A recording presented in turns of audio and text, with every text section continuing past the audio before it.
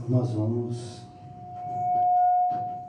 dentro da serenidade que nós necessitamos, elevar os nossos pensamentos, os melhores sentimentos que trazemos no nosso coração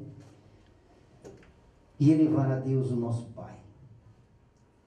A nossa gratidão por tudo que dele recebemos até esse presente momento, de estarmos aqui todos nós unidos, nos reunindo, fazendo materializar esse projeto de grande interesse não só aos que necessitam do amparo divino, mas também a nós, que estaremos tendo a oportunidade de servir a esse Pai de amor incomensurável. Agradecer a Jesus pela sua contemplação divina e na sua permissão de que entre nós estivessem e estão presentes mentores espirituais que nos assistiram até aqui, nos inspirando, nos trazendo o conforto da sua presença, fortalecendo-nos na coragem e na perseverança. E pedindo, Senhor Jesus, que estejamos envoltos na vossa luz e na vossa paz. E que toda essa nossa tarde, esse nosso seminário, esteja com a vossa presença divina, nos abençoando nessa busca pelo serviço ao próximo, para que aprendamos através dessa atividade a amar o próximo, como nos pede o vosso Santo Evangelho. Que assim seja. Graças a Deus.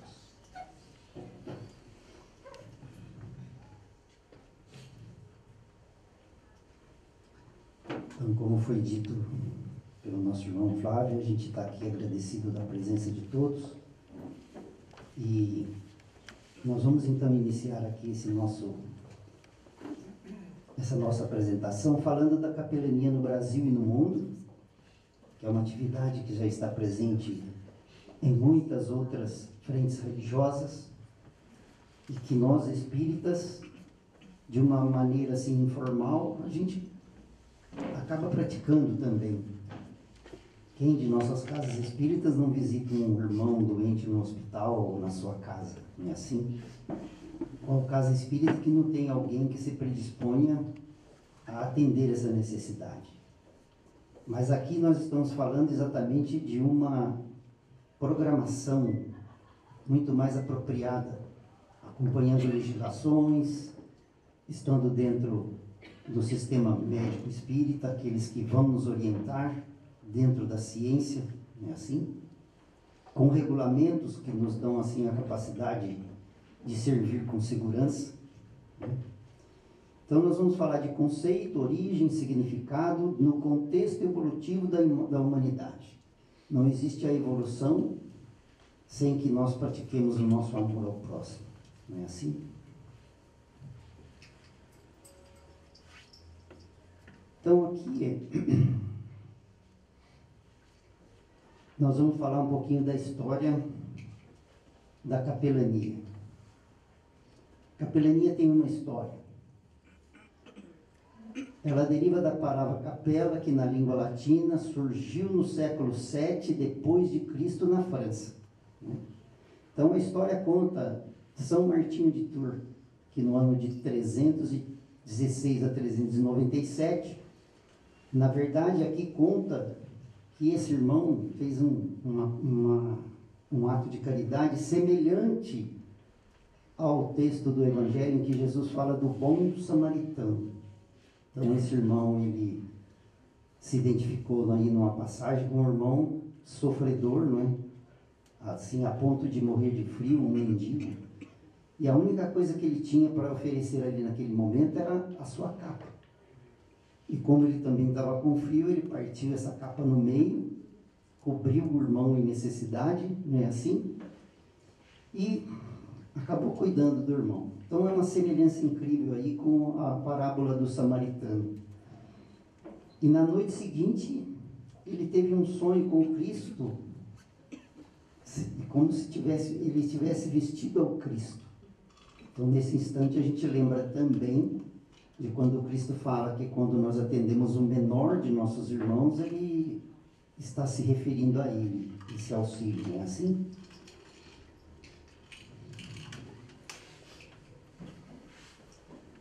E depois disso, ele ficou sendo cultuado nas Gálias, né?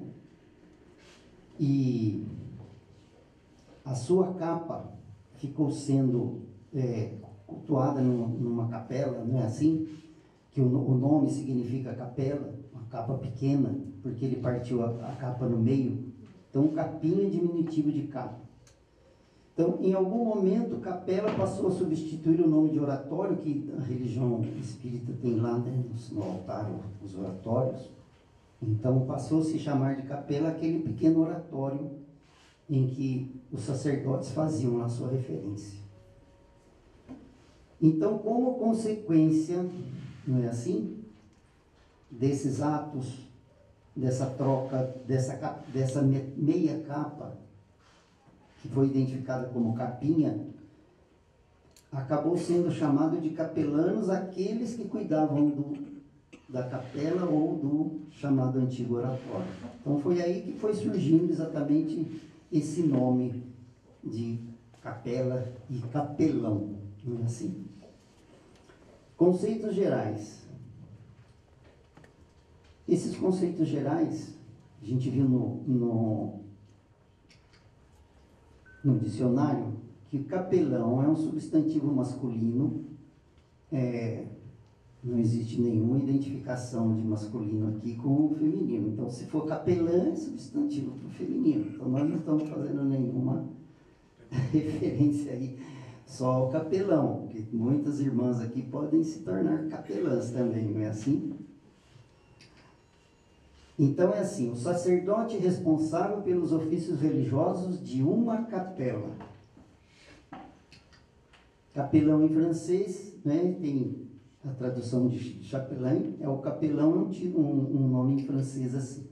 É um ministro religioso autorizado a prestar assistência e a realizar cultos em comunidades religiosas, conventos, colégios, universidades, hospitais, presídios, corporações militares e outras organizações ou corporações que geralmente é oficiado por um padre ou pastor. Muitas vezes, nas nossas casas espíritas, a gente, em tom de brincadeira, a gente falou, esse é o pastor da nossa casa, né? Assim, a gente às vezes brinca com isso. Então, nós estamos identificados aí. Porque muitas vezes a gente tem atuações, como eu disse, informais em hospitais, muitas das nossas casas têm assistência em presídios, não é assim? Na nossa legislação brasileira, então, capelania tem a sua legislação, e no Brasil ela já existe também, não é? Então, quando nós vamos procurar, assim, o sentido do que é capelania, do que é capelão, nós vamos descobrindo muita coisa que a gente nem sabia que existia. E aqui, numa dessas, é a legislação. A nossa Constituição de 88, no artigo 5º, inciso 7, ela já assegura o direito de assistência religiosa a quem estiver precisando, não é assim? Isso, como foi dito lá, presídio, hospitais e todas as assistências que são necessárias, muitas vezes em lares, não é? Nas residências, irmãos nossos que solicitam. Então, existe já na nossa Constituição essa legislação. A Lei 6.923, ela já fez uma alteração que organizou o serviço de assistência religiosa nas Forças Armadas. Aí nós já passamos a ter uma regra. Não é fora de nenhuma dúvida que nós precisamos, sim, de uma lei que não só regulamente, mas uma lei que dê segurança, não é? Para aqueles que fazem essa prática, para as entidades, para as corporações. Nós vamos ver aqui que tudo se refere muito à capelania que existe, assim, bastante movimento no meio militar, não é? Que os nossos irmãos militares, eles têm uma grande necessidade exatamente de ter essa assistência espiritual, porque as suas atividades são bastante conturbadas. Então, o serviço de assistência, a partir dessa legislação, então, regulamentou-se o seguinte: o serviço de assistência religiosa tem por finalidade prestar assistência religiosa espiritual aos militares. Então, isso é da nossa legislação. Aos civis das organizações militares e às suas famílias, bem como atender a encargos relacionados com as atividades de educação moral realizadas nas Forças Armadas. Mas isso nós podemos trazer para o nosso meio. Essa regulamentação é dentro do meio militar. O serviço de assistência religiosa será constituído de capelães militares, selecionados entre sacerdotes, ministros religiosos ou pastores. Aí, novamente, a gente está aí inserido. Pertencentes a qualquer religião que não atente contra a disciplina, onde que a gente está sendo assim assistido pela legislação. É necessário que exista, tanto quanto dentro das nossas casas espíritas, a necessidade da disciplina é muito grande, não é assim? Para que a gente tenha a nossa ressonância com a espiritualidade, que ela também, a lei nos traz assim a necessidade dela, né? A moral e as leis em vigor. Quer dizer, não podemos trabalhar distanciados, então, de um regulamento, de uma lei. Cada ministério militar atentará para que no posto inicial de capelão militar seja mantida a devida proporcionalidade entre os capelões de diversas religiões e as religiões professadas na respectiva força. Trazendo isso para o nosso meio espírita, significa que nós não temos que bater de frente com nenhum outro serviço de capelania de uma outra religião. Isso já está até regulamentado em lei. Nós temos que manter a nossa atividade tanto quanto precisamos do respeito das outras religiões irmãs, que nós tenhamos também a nossa para com eles.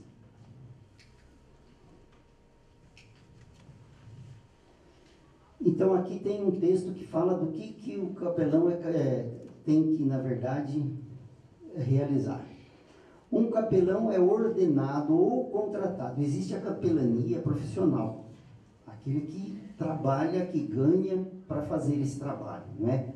Então, aqui ele fala ordenado ou contratado porque existe o capelão profissional, por uma organização ou um grupo religioso para atender a necessidade em várias situações diferentes. Ele costuma trabalhar em hospital, casas de repouso, militares, prisões. Como capelão, seu papel é entrar em contato com pessoas que precisam de orientação e oferecer aconselhamento, conforto àqueles que estão doentes, confinados ao lar, aqueles que estão incapacitados dentro do próprio lar e afastados de casa ou serviço. Dependendo de onde você estiver empregado, né, ou estivermos em qualquer religião, né, existe uma obrigação a ser cumprida.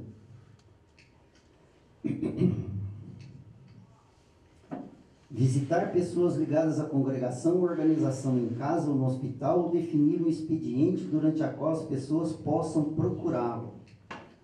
Ouvir pessoas que precisam de apoio espiritual e rezar por elas.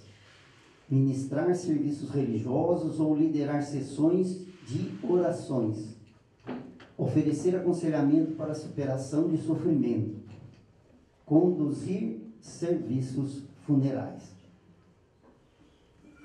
Todas essas situações aí, nós vivenciamos nas nossas casas espíritas, né? Os nossos atendimentos, seja qual for a finalidade, o foco em que a casa espírita trabalha e funciona, né? Assim, tudo isso aí acaba acontecendo dentro das nossas casas espíritas. Isso faz parte da legislação, mas que a gente vê que estamos inseridos em todo esse contexto. Nós temos aqui um quadro que mostra aqui uma extrema-unção sendo ministrada por um capelão. Um capelão original mesmo, né? Um padre ou um bispo ali, parece. Nós vemos no fundo o nosso mestre e os espíritos o acompanhando. Então o que nós vemos aí é assim, o Cristo, só tendo esse irmão oferecendo a assistência espiritual, que vem do nosso mestre através dos espíritos. E o que o mestre pede é que nós nos unamos, melhor dizendo, num número maior, para que uma assistência como essa seja ministrada de uma forma bem objetiva, bem segura, dando a um irmão como esse a bênção de ser acolhido na pátria espiritual. Então agora nós vamos falar de religião, espiritualidade, psiquiatria, uma nova era na atenção à saúde mental. Nunca se falou tanto em saúde mental como nos tempos atuais, né?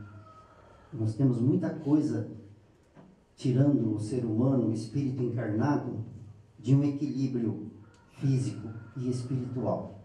Então nós vemos que já de muito tempo, irmãos nossos vêm buscando entender exatamente isso, esse nosso descontrole espiritual, emocional. Desde 1955, esse nosso irmão aqui, Aaron, nessa revista de psiquiatria clínica, ele fala sobre o tratamento moral. O tratamento moral é exatamente trazer a nós esse equilíbrio, essa saúde mental que a gente busca tanto. O papel da religião e as contribuições dos clérigos nos cuidados tornou-se o tipo dominante de cuidado psiquiátrico nos Estados Unidos e na Europa no começo do século XIX.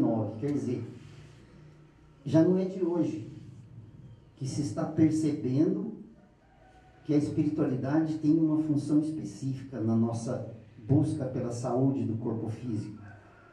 Então ele diz assim, que esse cenário chegou a um determinado ponto lá no século XX, com Freud e Stanley, eles na verdade desvirtuaram um pouquinho o sentido, porque eles batiam de frente com a religião, então eles acharam que ela era desnecessária no cuidado do corpo físico, não é assim? Então ali ele diz assim, tais atitudes negativas em relação à religião, não é? Foram baseadas em pesquisas científicas e sim nas opiniões pessoais, quer dizer, eles não tinham nenhum elemento para dizer que religião, prece, oração fosse dispensada da saúde do corpo. Foi uma opinião pessoal desses irmãos, desses nossos cientistas aí, né? Então ele diz assim, consequentemente, em grande parte do século XX, se distanciou a assistência espiritual exatamente daquela que nós precisamos em horas mais difíceis, na hora da nossa dor, da nossa dificuldade. Então ficou meio assim, a própria ciência achando que não tinha efeito nenhum, não é assim?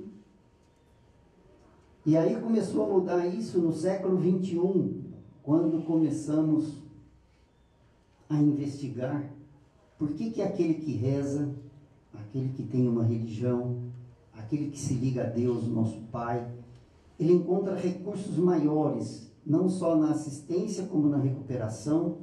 Medicação faz maior efeito, não é assim?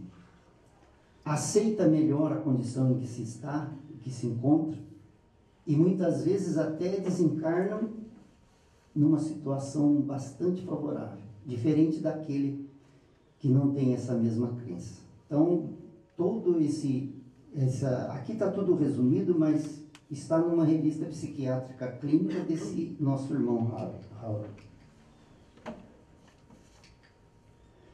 Aqui nós temos assim umas pitirinhas que fala muito bem exatamente do que sente um irmão nosso numa necessidade como essa. E todos nós não estamos livres de estar numa situação como essa, não é? Então ali o irmão está dizendo, olha, eles vão, me visitam, trazem muitas coisas boas, mas o que eu gostaria mesmo é de uma boa conversa. Então é o sentimento da pessoa. Assim. E quando Jesus fala assim, quando atendeis o menor dos meus irmãos, é a mim mesmo que fazeis, quem que é o nosso irmão menor? Será que é só aquele nosso irmãozinho jogado na rua, aquele que está sentindo, tem deficiências materiais, assim, não. Menor dos irmãos do Cristo, seremos nós numa situação como essa, em que a gente está precisando de ajuda. Aí nós estamos em condição menor. Então, todo aquele que está necessitado de um amparo, de um conforto espiritual, ele é o menor do irmão do Cristo. E é assim que nós precisamos entender isso aí.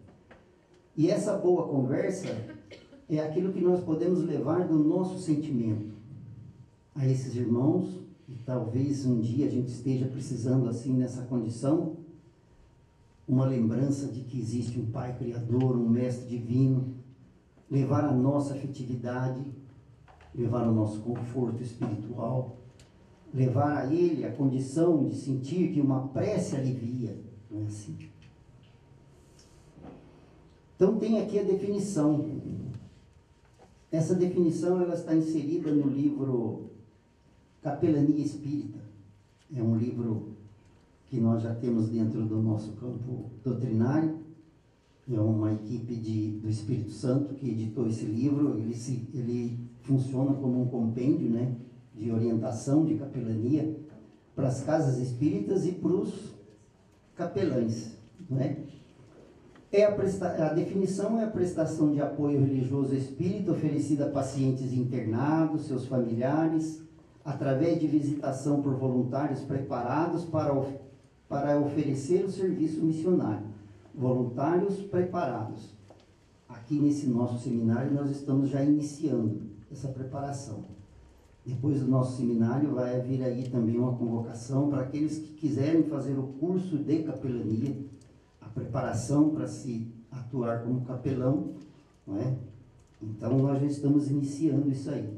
Então nós vemos que a definição já dentro do nosso contexto de espiritualidade como espíritas, ela não é diferente daquela da legislação, só que ela está assim no contexto inteligível para a nossa doutrina. Os valores, então tem o primeiro valor, a missão: promover apoio humanitário, conforto e bem-estar para paciente internado, utilizando a mensagem do Espiritismo para fortalecimento da fé, do otimismo e da esperança e paciência. O que significa isso aqui? É nós utilizarmos todo o recurso que a nossa doutrina oferece, e levando aos nossos irmãos de qualquer religião que seja, mas tendo assim não só a nossa condição de fraternidade, mas a coragem de atuarmos como capelães espíritas. Até agora eu estou falando capelão. Nós vamos ver mais para frente que o nosso nome vai ser diferente.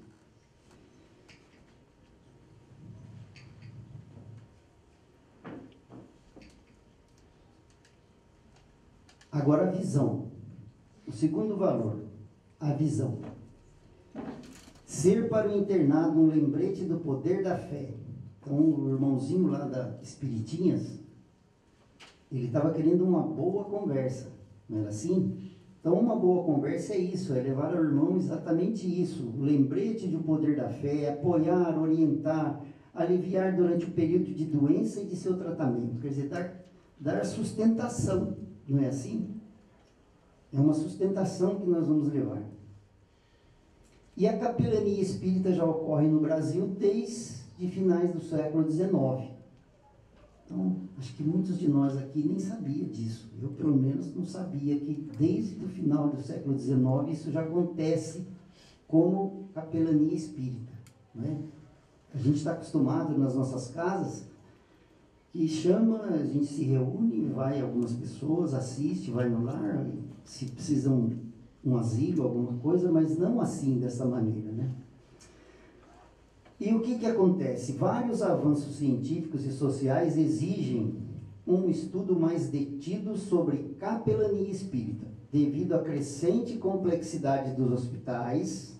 Então, nós já precisamos, como espíritas, já tomar o cuidado com isso, que a assistência médica científica, ela precisa realmente de ter lá os seus regulamentos, as suas regras. Isso já é de ordem mundial.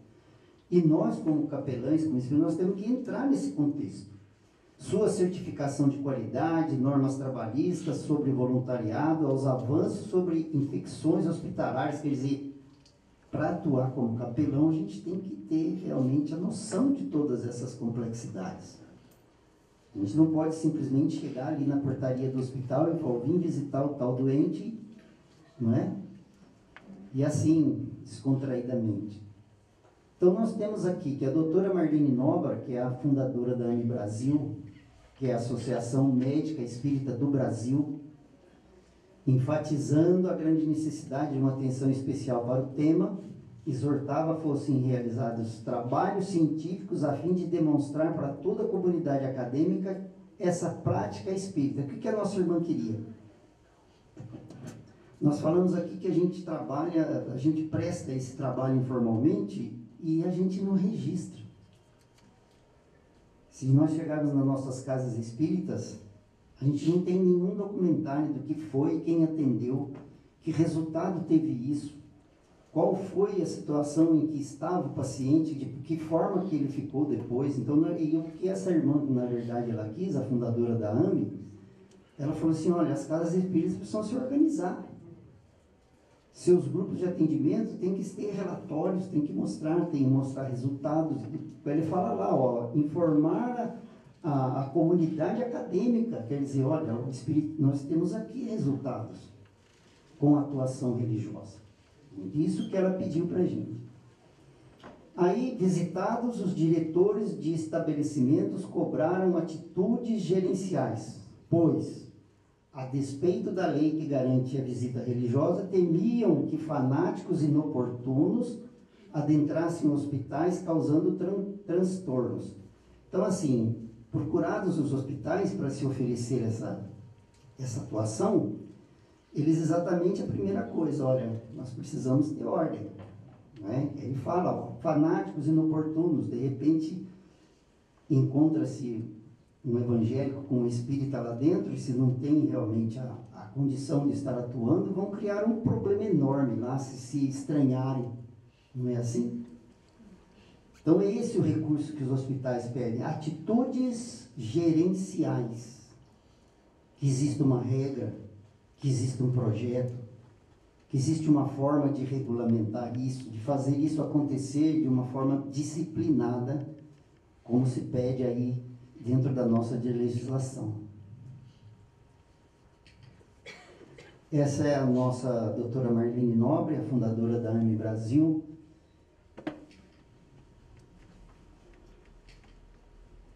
Atitudes gerenciais. Então, olha lá, significa levar aos voluntários, aqueles de nós que se predispuser a ser um capelão espírita, que em geral são leigos em ciências da saúde, subsídios práticos. Quer dizer, a gente, como espírita, se a gente não for médico, nós vamos chegar ali no hospital e não vamos entender nada do que acontece ali. Né? Dentro da regra ali da específica, não. Subsídios práticos e informações objetivas para orientar iniciantes e até mesmo reciclar trabalhadores já experientes nessa seara. Então, pede os nossos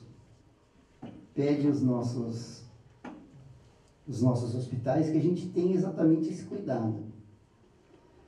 E depois aqui fala da importância, né, que a capelania espírita obedeça o projeto técnica previamente estabelecido, quer dizer, todo um recurso de regulamentação nossa espírita. Então, hoje vai ser apresentado aqui também o projeto de capelania da Associação Médica Espírita Campineiro.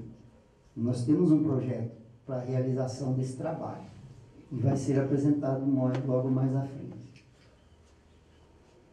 É de orientação da AME Brasil que o voluntário ao trabalho de capelania seja identificado ou reconhecido como visitador espírita. Então, nós não vamos falar que somos capelães, nós vamos falar que nós somos visitador espíritas, para que haja uma diferenciação entre o visitador espírita e do capelão, porque existe o capelão profissional, justamente por causa da legislação trabalhista. Então, a nossa AME Brasil pede que nós nos identifiquemos como visitador espírita. E aqui eles falam assim, que seja ordenado numa organização religiosa. Então, o que significa isso? Que nós tenhamos conhecimento. Se nos candidatarmos a essa tarefa como visitador espírita, primeiro nós temos que ter o conhecimento da doutrina, experiência dentro da atuação de nossas casas espíritas, reconhecer bem dentro do projeto qual que significa a nossa atuação, dentro do contexto de disciplina, frequência, dedicação. Então, tudo aqui nós estamos falando, né, tudo isso significa a estarmos ordenados numa organização religiosa. Quer dizer, nós temos exatamente esse contexto que a doutrina espírita pede. No começo aqui fala-se que o espírita primeiro se instrua como primeira lei e que ele ame, não é? Que nos amemos uns aos outros aqui, que é o segundo mandamento. Capelão também não deve esquecer disso aqui, né?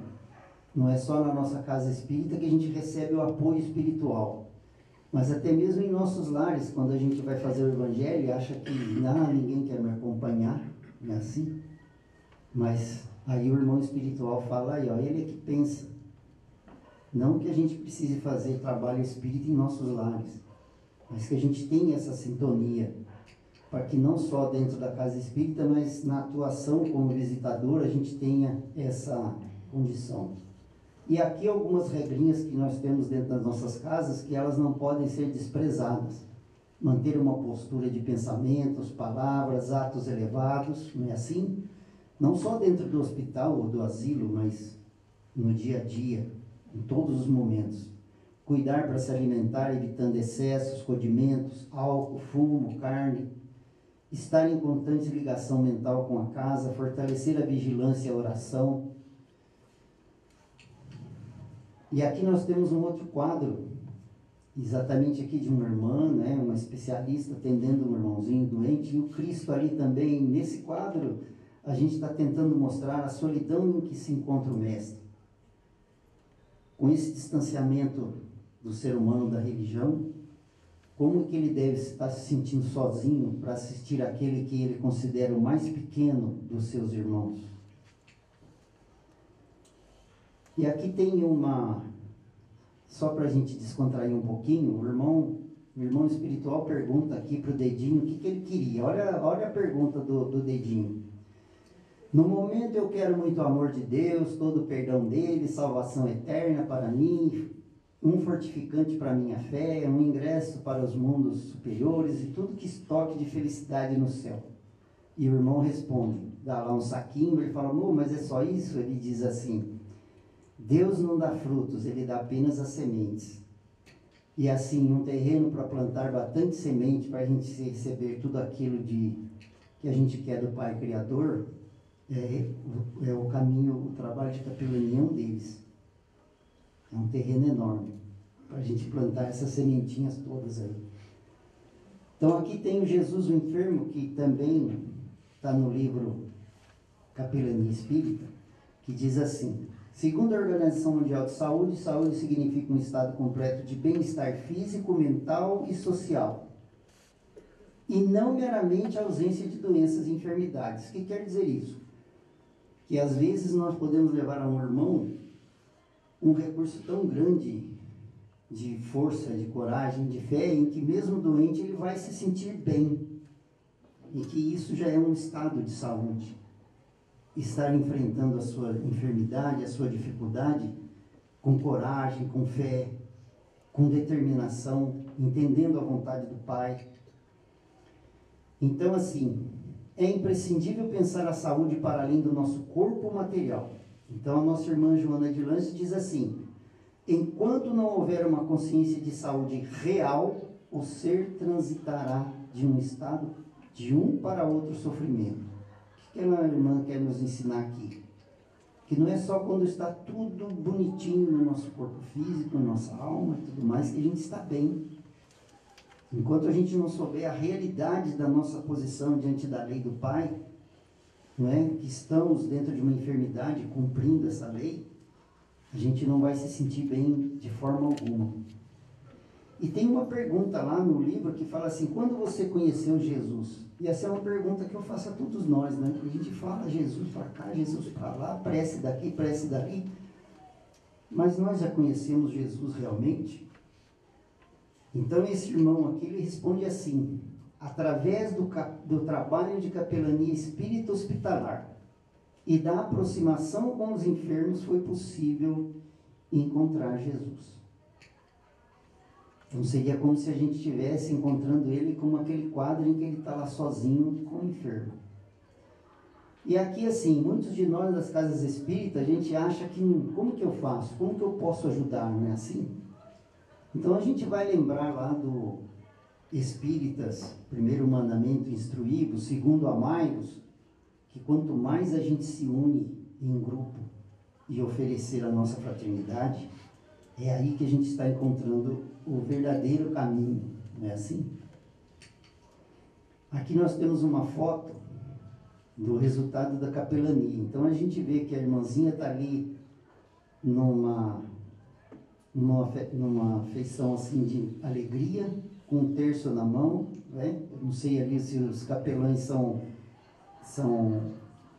na verdade ali na lapela tem uma cruz, uns crucifixos, então, mas a gente vê que a alegria do capelão está maior do que a irmã. A gente está sabendo que eles estão levando essa alegria para ela. Aqui também mostra para a gente que a gente faz muita coisa dentro da casa espírita e acaba se esquecendo do principal, que o irmãozinho está dizendo lá, né, o amigo espiritual está dizendo, olha, o melhor é cuidar do exemplo, não é assim? Do que de tantas outras coisas. Aqui vemos também um outro quadro do mestre, na sua assistência, auxiliando com dando forças, né, para esses que estão acompanhando aí a nossa irmãzinha, e que Jesus nos abençoe, que a gente peça a Ele muita paz, e obrigado a todos.